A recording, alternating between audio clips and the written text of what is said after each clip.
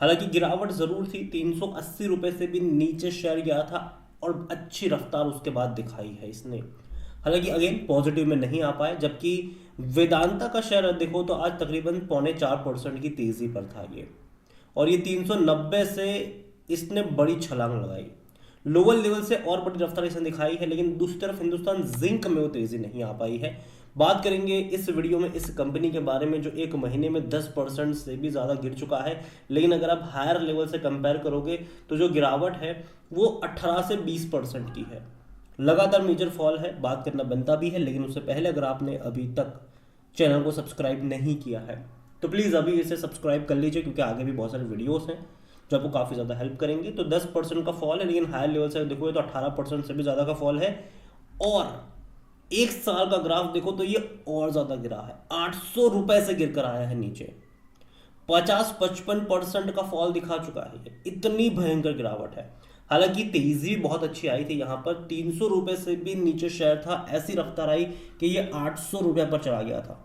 लेकिन उसके बाद की जो गिरावट है भाई साहब वो थम नहीं रही है।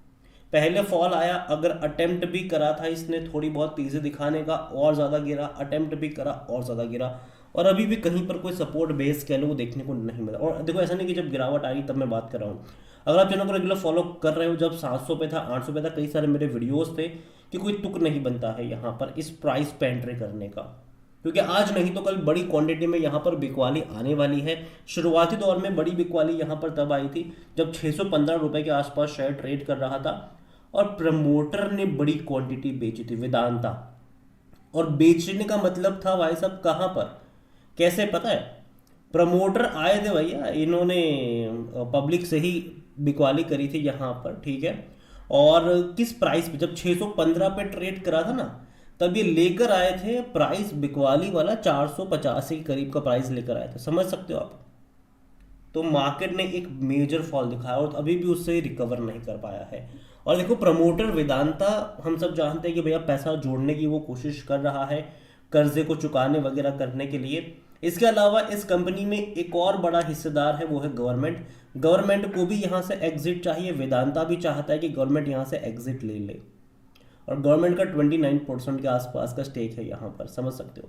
तो आने वाले टाइम में गवर्नमेंट भी अपना ओएफएस या कुछ ना कुछ लेकर आएगी, तो अगेन एक सेलिंग प्रेशर आएगा यहाँ पर। यही वजह कि मैं आपको पिछले 7-8 महीनों से यही कह रहा हूँ कि मत फंसना, यहाँ पर फंसे रह जाओगे अगर खरीदारी करोगे तो, क्योंकि बेचने वाले बड़े प्लेयर्स एग्जिट चाहते हैं यहाँ से, ठीक है, चाहते हैं वो, और ये बड़ी दिक्कत आएगी यहाँ पर।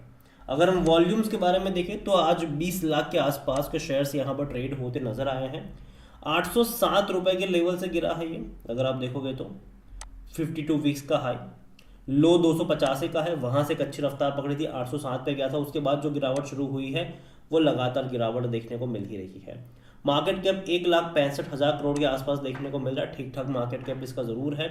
कंपनी की अगर हम बात करूँ हिंदुस्तान जिंक की, तो मेनली इनका जो बिजनेस है वो जिंक में भी है, लेकिन इसके अलावा सिल्वर का भी one of the largest producer है ये। और जहाँ तक इसके वैल्यूएशन के बारे में देखें तो इसका जो पी रेशियो है वो 18.5 का है, सेक्टर भी 17 का है, सॉरी 27 का है। सस्ता कह सकते हो, लेकिन अगर आप इनके फाइनेंशियल्स पे नज़र करोगे तो जो लास्ट क्वार्टर के नंबर थे वो ठीक ठाक थे, नंबर्स में ग्रोथ है, लेकिन उतना एक्स्ट्रा ऑर्डिनरी, मतलब जो कहते हैं बहुत अच्छा वाला ग्रोथ भी नहीं है, एक डिसेंट ग्रोथ यहाँ पर देखने को मिल रहा है। लेकिन दिक्कत पता है यहाँ पर क्या है कि कंपनी जितना पैसा कमा रही है ना, जितना प्रॉफिट कर रही है, उतना पैसा डिविडेंड पे करने में ही चला जा रहा है इनका, और डिविडेंड ज़्यादा, बहुत ज़्यादा पे कर रहे हैं ये। उसकी वजह यह है कि वेदांता को पैसा चाहिए, और वेदांता कंपनी में से सीधा पैसा निकाल नहीं सकते, तो क्या करें, वो डिविडेंड के फॉर्म में निकाल रहे हैं। और यही एक मेजर प्रॉब्लम भी है यहाँ पर कि भाई साहब कंपनी का जो कैश फ्लो है वो उससे हैम्पर होता है, और ये चीज़ वेदांता में भी चल रही है, वेदांता लिमिटेड में भी, और हिंदुस्तान जिंक में भी चल रही है कि तो ये एक प्रॉब्लम यहाँ पर ज़रूर है। लेकिन फिर भी जो नंबर्स आए हैं वो ठीक ठाक नंबर कहूँगा मैं, एवरेज नंबर कहूँगा। लेकिन अगेन जिस तरीके से डिविडेंड पे आउट कर रहे हैं, इनको और बड़े प्रॉफिट्स रेवेन्यू कमाने पड़ेंगे।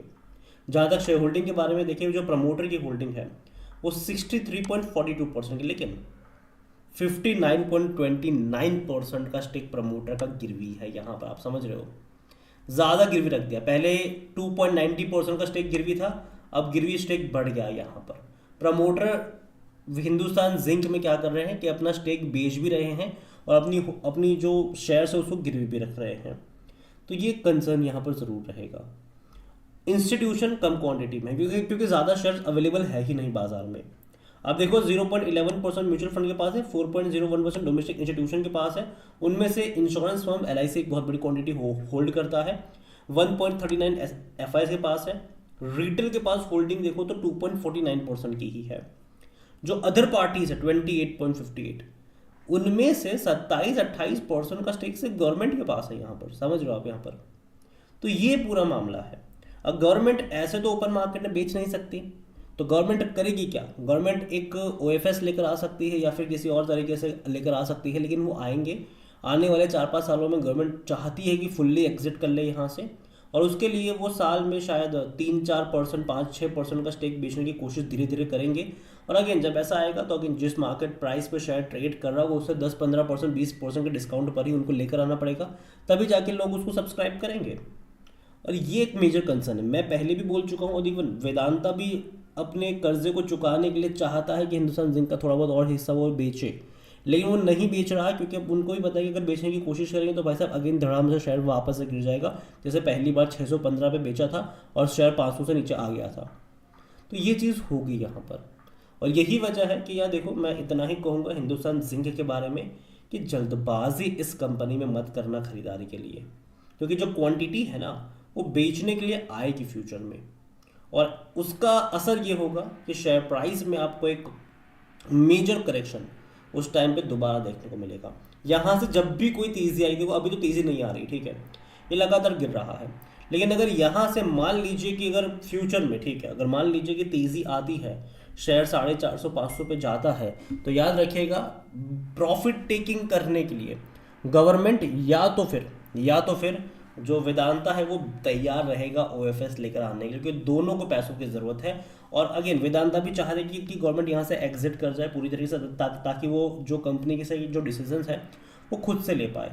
क्योंकि वेदांता का इससे पहले भी हिंदुस्तान जिंक को लेकर ये था कि भैया जो वेदांता का इंटरनेशनल जिंक का जो बिजनेस है वो चाहते थे कि वो हिंदुस्तान जिंक को बेचे थे तकरीबन $2 या $3 बिलियन में, लेकिन गवर्नमेंट ने वो डील होने नहीं दी, जिसके चलते हुआ है कि वेदांता को कैश की ज़रूरत पड़ती रही और वेदांता को भैया अपने शेयर्स वगैरह बेचने पड़ गए यहाँ पर। अगर वो डील हो जाती तो वेदांता का ज़्यादातर का जो इनका डेट का इशू है वो उसी टाइम पे सॉल्व हो जाता, लेकिन वो नहीं हुआ, और तब से गवर्नमेंट और वेदांता को लेकर जंग छिड़ी हुई है। हालांकि मैं जंग नहीं कहूँगा, लेकिन ये मतलब ये ज़रूर है, और यहाँ पर होगा ये ज़रूर कि गवर्नमेंट भी एग्जिट का चाहता है, लेकिन वेदांता ने कह सकते हैं कि भैया अच्छा मौका ढूंढा और एग्जिट मतलब थोड़ी बहुत क्वांटिटी बेची। अब गवर्नमेंट के लिए मुश्किल होगा एक इस प्राइस पे बेचना। अब गवर्नमेंट चाहेगा कि उनको अच्छा प्राइस मिले, तो अगर तेज़ी आती है 450-500 पे शेयर जाती है, तो मुझे लगता है कहीं ना कहीं गवर्नमेंट और क्वांटिटी उस टाइम पे बेचेगा।